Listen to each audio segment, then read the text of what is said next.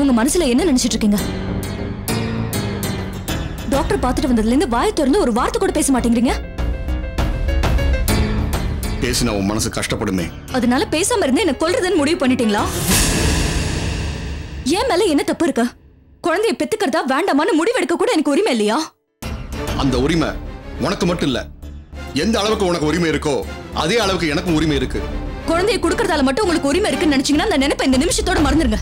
குழந்தைய வளர்த்து ஆளாக்கி பெரிய லெவலுக்கு கொண்டு வரணும்னு மனசுல நினைங்க. அது உங்களுக்கு எப்பவும் வராதுன்னு தான் நான் குழந்தைய கலைக்கவே சொன்னேன். என்ன கலை இப்படி பேசுற? நம்ம குழந்தையோட எதிர்காலத்துல அக்கறை இல்லாமல நான் இருக்க. டாக்டர் கிட்ட ஏன் அப்படி சொன்ன? நான் சம்பாதிக்கிற அத்தனையும் நம்ம குடும்பத்துக்கு தானே செலவு பண்றேன். அது உனக்கு நல்லாவே தெரியும். டாக்டர் எனக்கு அட்வைஸ் பண்ணும்போது எனக்கு அப்படியே அவமானமா போயிடுச்சு. இருக்கணும், நாக்க புடுங்கிக்கிட்டு சாகுற மாதிரி இருக்கணும். ஏன்னா நான் ஒருத்தி சொன்னாதான் உங்க காதுல விழவே இல்லையே. அதான் ஊரே சொன்னாதான் உங்க காதுல விழும். என்னாச்சு கலை உனக்கு? ஏன் நீயே வேணா இப்படி கற்பனை பண்ணிக்கிற? கற்பனை பண்ணிக்கல, எதிர்காலத்தை பத்தின பயம். நீங்க என்னையும் என் பொண்ணையும் தவிக்க விட்டுடுவீங்க. அவங்க உங்க மனசு மாத்திடுவாங்க. அப்புறம் நானும் என் பொண்ணு நடுத்தருவுல தான் நிக்கணும். ஐயோ, இத என்னால கற்பனை பண்ணி கூட பார்க்க முடியல. அது நிஜமாயிட்டா அப்புறம் நான் என்ன பண்றது? இது தேவையில்லாத பயம்.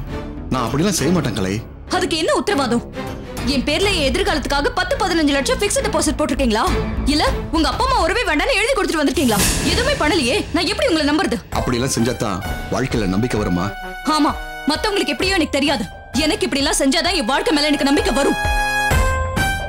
சொல்லுங்க, என்ன பண்ண போறீங்க? நீங்க இப்படி வாயை மூடிட்டு இருக்கிறதுனால தான் நான் முடிவெடுக்கிறேன்.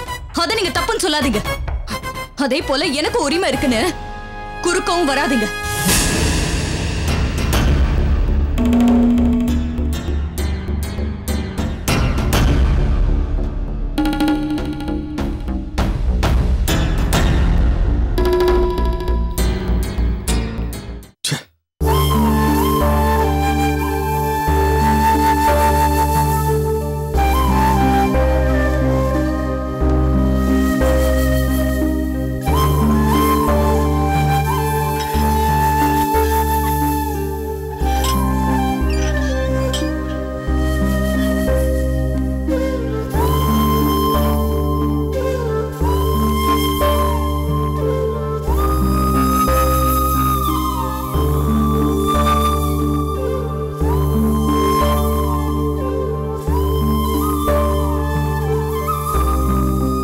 கவிதா, அம்மா அம்மா அம்மா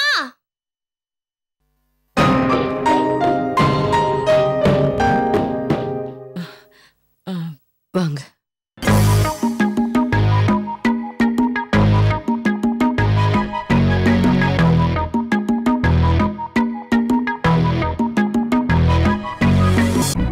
இங்க பாருங்க, என்ன நீங்க தப்பா நினைச்சிட்டீங்க.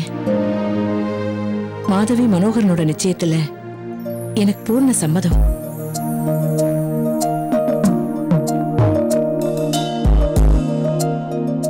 மனோகரன் வந்து சொன்னதுனால நான் வரல.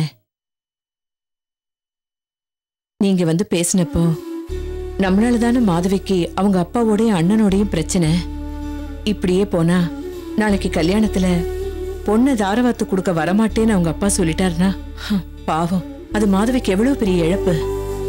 இது எல்லாத்துக்கும் நாம காரணமாயிடுவோமேங்கிற வருத்தத்துல இருந்தேனே தவிர வேற எந்த தயக்கமும் இல்லை.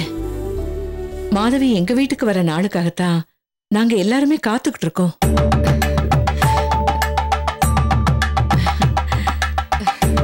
நான் என்னமோ ஏதோ நினைச்சிட்டேங்க. நீங்க உட்காருங்க, நீ போய் காஃபி எடுத்துட்டு வா. ஐயோ இருக்கட்டும். ஏய் கவிதா, நீ உட்காரு. ஐயோ நீ உட்காரு, சொல்றேன். போட்டு எடுத்துட்டு வந்துடுறேன். உட்காருங்க. நீங்க உட்காருங்க.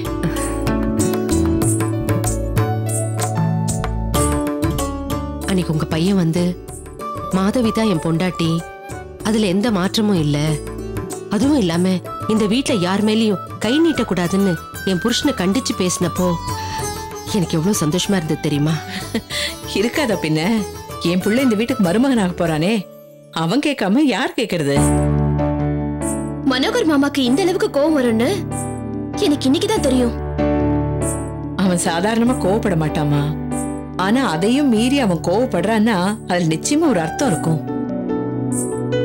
நான் பெருமைக்கு சொல்லலைங்க. உலகத்துல யாருக்கும் இப்படி ஒரு புள்ள இருக்குமான்னு நான் பலமுறை யோசிச்சு பார்த்ததுண்டு. அது உண்மைதாங்க. மாதவி பட்ட கஷ்டத்துக்கு அவளுக்கு ஒரு நல்ல வாழ்க்கை அமைய போகுது. மாதவி நம்ம 2 குடும்பத்துக்குமே ரொம்ப கஷ்டப்பட்டிருக்கா. குறிப்பா மனோகரன் படிப்புக்காக அவ பட்ட கஷ்டம் கொஞ்சம் நஞ்சம் இல்ல. அவளுக்காகவாவது அவன் IAS படிச்சு பாஸ் பண்ணி ஆகணும். அதான் என்னோட பிரார்த்தனையே.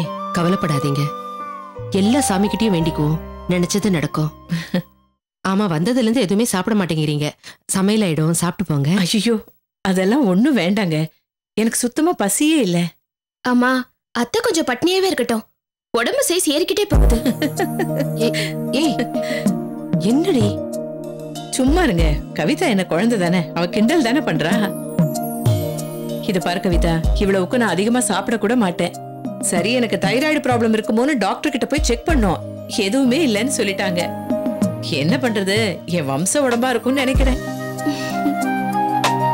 ஏன் கவிதா, கவலைப்பட்டா கூட ரொம்ப உடம்பு ஏறும்னு சொல்லுவாங்களே, ஒருவேளை அப்படி இருக்குமா என்னமோ? எங்க அம்மா கூட தான் அதிகமா கவலைப்படுறாங்க.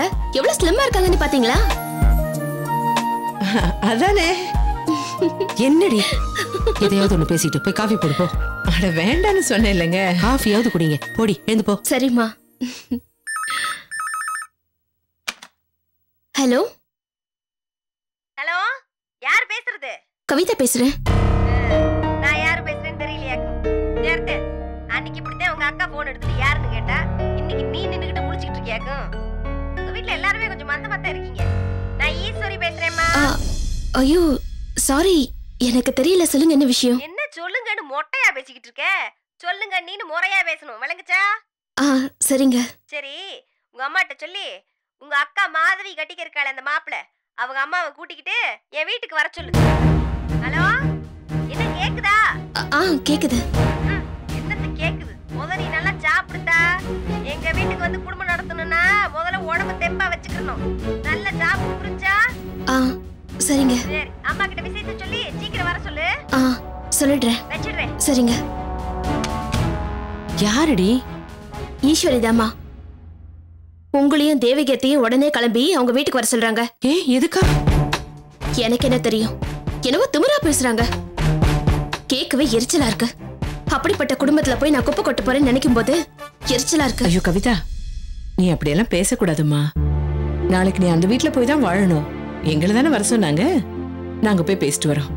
இது பாரு, யார் பேசினாலும் நீ அவங்கள பத்தி குறையா பேசக்கூடாது, புரியுதா? சரி த. போலாமா? வாங்க கவிதா, நாங்க போயிட்டு வந்துடுறோம். பத்திரம். சரிம்மா. வரோம் கவிதா.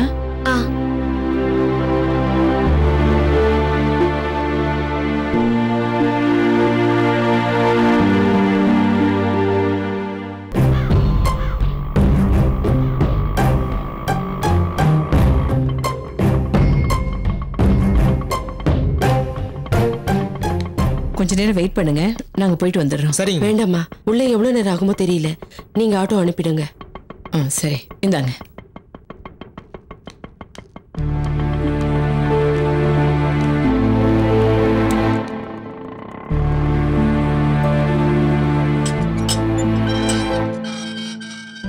என்னங்கம்மா?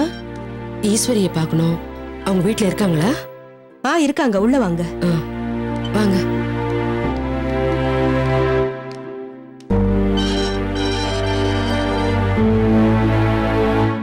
வாங்கம்மா, இப்படி உட்காருங்க, நான் போய் சொல்றேன்.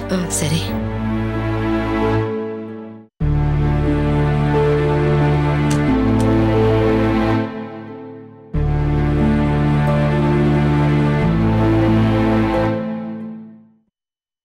ஏங்க, இவ்வளவு பெரிய வீடா இருக்கே, வாடகை ரொம்ப ஜாஸ்தியா இருக்குமோ? இது வாடகை வீடு இல்ல, சொந்த வீடு. ஓ, அடடே, வாங்க சம்பந்தி, வாங்க வாங்க வாங்க. வாங்க, வணக்கம். உட்காருங்கம்மா, உட்காருங்க. இருக்கட்டுங்க. ஆமா, நீங்க மனோகரோட அம்மா தானே? ஆமாங்க, நல்ல ஞாபகம் வச்சிருக்கீங்களே. ஞாபகம்லாம் ஒண்ணு இல்ல. சம்பந்தி அம்மாவும் நீங்களும் வரதா ஈஸ்வரி சொன்னா. சம்பந்தி அம்மா அதோ இருக்காங்க. கூட வந்தது நீங்களா தான் இருக்குன்னு ஒரு யூகத்துல சொன்னேன். முரளிக்கு நிச்சயம் பண்ணும் போதே சொன்னேன், உங்க பையனுக்கும் சேர்த்து நிச்சயம் பண்ணுங்கன்னு. ஆளாளுக்கு ஏதோ காரணம் சொல்லி தட்டி கழிச்சிட்டீங்க. ஆனா இப்ப நான் சொல்ற மாதிரி தான் நடக்க போகுது இல்லையா?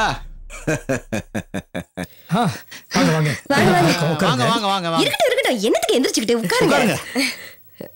நான் அகிலாண்டேஸ்வரி, ஈஸ்வரின்னு கூப்பிடுவாங்க. பார்த்தோன்னே தெரிஞ்சிருக்குமே. நான் தான் அந்த அம்மாவோட வீட்டுக்காரரு, வீர பரம்பரை கரிகால சோழன். சரி இருக்கட்டும். இங்க பாருங்க, நீங்க எதுவும் தப்பா நினைச்சுக்கிற வேண்டாம். வயசுல சின்னவளா இருந்துகிட்டு என்னடா இப்படி நம்மளை கூப்பிட்டு வச்சு உட்கார வச்சு மரியாதை இல்லாம பேசுறாளேன்னு எதுவும் நினைச்சுக்கிறாதீங்க.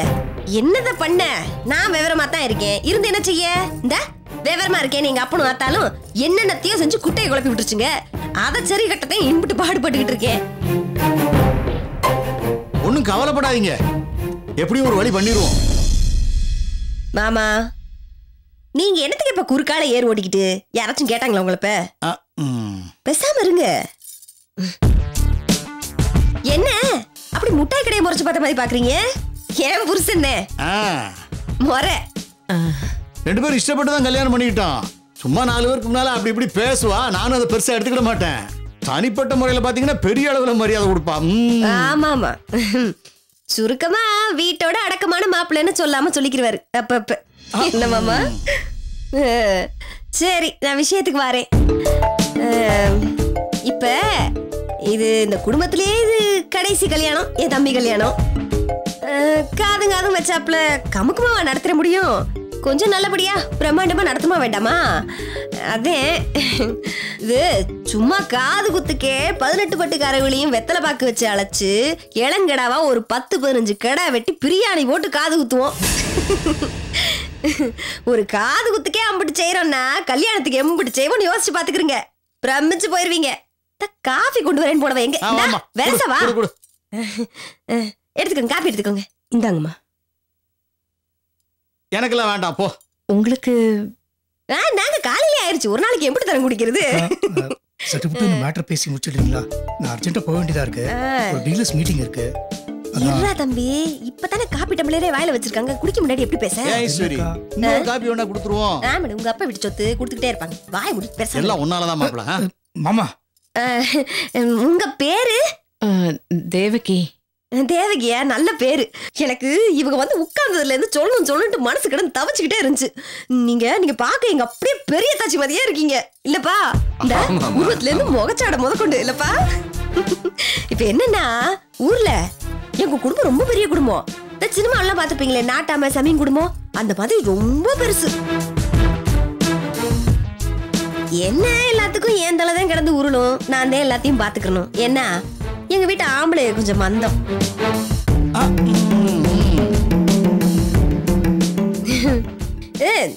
பங்காளியில நல்லா சூடாதான் இருப்பீங்க.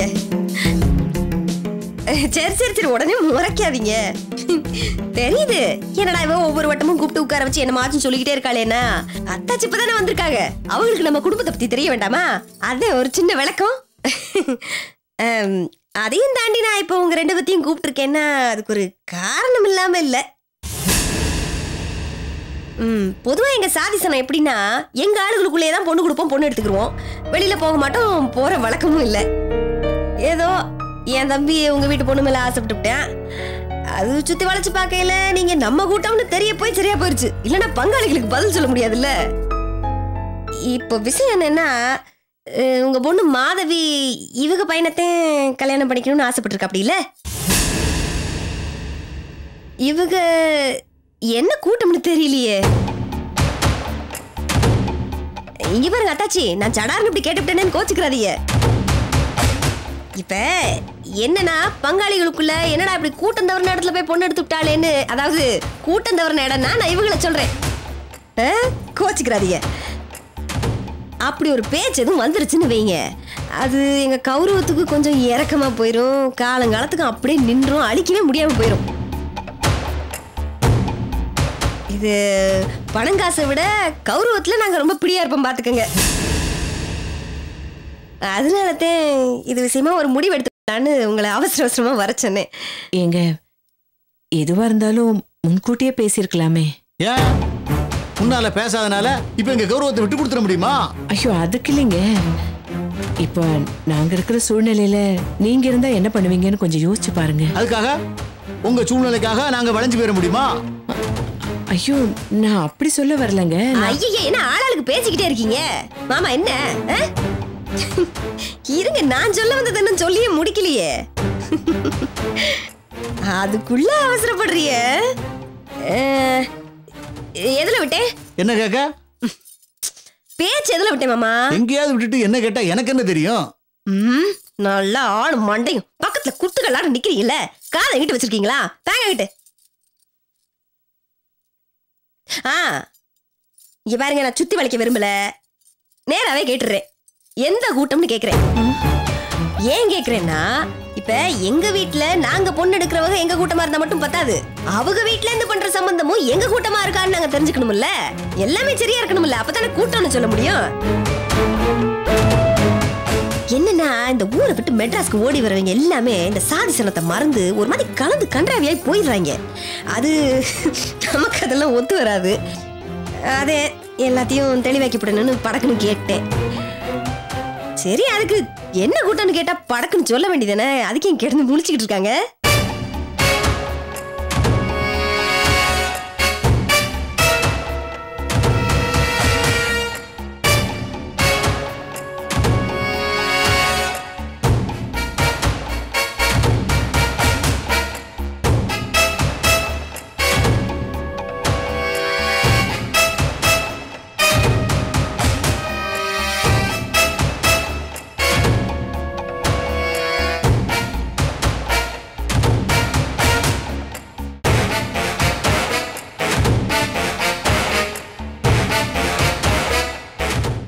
என்னங்க நீங்க இப்படி சொல்லிட்டீங்க? நாங்க அவங்க வகையறாவே இல்லையேங்க. அத சொல்ல வந்தா என்னையும் மீறி எல்லாருமே ஒரே கூட்டம்னு சொல்லிட்டீங்க.